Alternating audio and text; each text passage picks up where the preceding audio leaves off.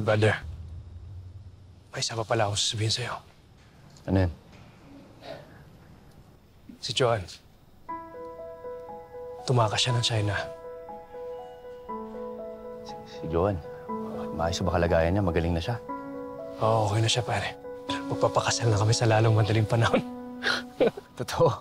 Brother, congratulations. Salamat, Brad. Anong matutulong ko dyan? Tsaka sa bakasalan. Para na makapunta ako. Brad, yan ang problema ko ngayon. Ang bilis ng pangyayari, kailangan na kami magpakasal ngayon. Bago siya mahanap ng pamilya niya, Brad. Alam mo naman, hindi approve yung relasyon namin ni Joan. Kaya tinilikuran ni Joan ang lahat, Brad.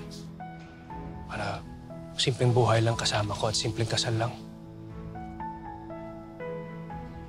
Alam mo, brother, parang alam ko na yung kasagutan dyan sa problema mo eh. Ano?